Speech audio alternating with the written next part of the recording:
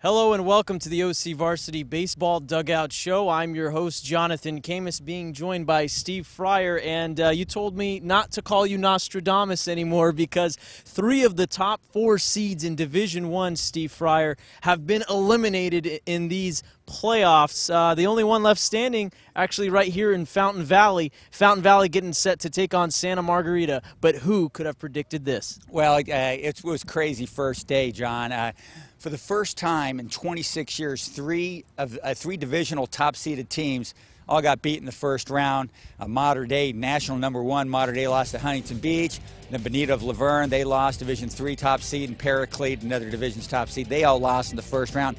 And just Division I alone, 3 of the top 4 seeds got beat. Harvard Westlake got eliminated, as we mentioned, Mater Dei, and also Canyon. So it was crazy day. El Toro advances, Fountain Valley Barons advance, and Fountain Valley's got a pretty good game coming up on Tuesday in the second round against Santa Margarita, a team that finished 3rd in the Trinity League, and the only Trinity League team still alive of the 4 that went to the playoffs. Unbelievable. Who would have thought that? That's why we love the playoffs. So with more with the Fountain Valley Barons, we caught up with them earlier.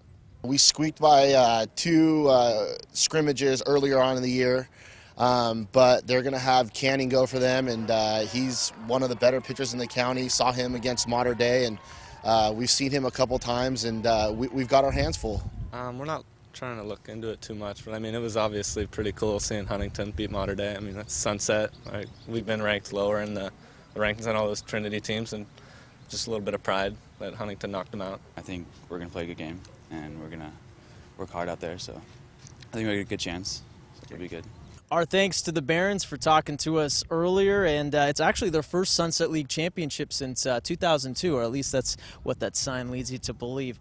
All right, Steve, we have some more divisions to talk about. Let's go on and talk about Division II. Cypress is still in it, as well as some others. Yeah, Lisa Niguel's still rolling. That's a team that I like an awful lot, even though they're pretty young.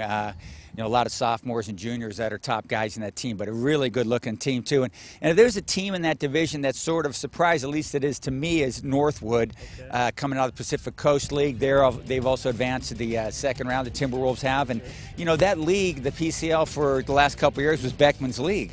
And then Coach Rob Stewart's done a great job over at Northwood this season. And here they are in the second round. So we got Aliso in that one, as I said, and Cypress is looking pretty sharp too. So we've got some pretty good teams in Division II. So we may have a county champion come out of that thing. All right, yeah, Kevin Lillicrop is so good. I mean, I wouldn't be surprised if he threw a no-hitter in the playoffs.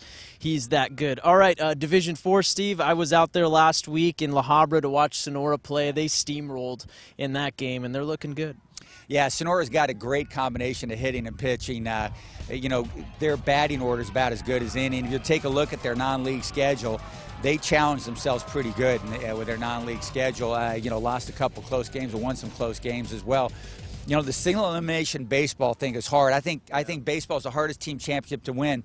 And certainly, as we talked about earlier, with 3 of the top 4 seeds in Division I going out in the first round, that sort of underlines it a lot. A lot of guys are going to be talking about, well, can we somehow do a best 2 out of 3 thing? And you know, I think some years ago, they essentially came with a good 2 out of 3 plan, brought it to the CIF Council, got voted down. But I think when people take a look at this again, it's going to really fire people up and put a lot of impetus in, hey, we got to come up with the best 2 out of 3 format, because single elimination baseball is really hard. All right, our thanks to Steve Fryer for dropping the knowledge. And how about that? A Mater Dei free edition of the OCVarsity Baseball Dugout Show. Thanks to Steve Fryer, I'm Jonathan Khamis, and thanks for watching.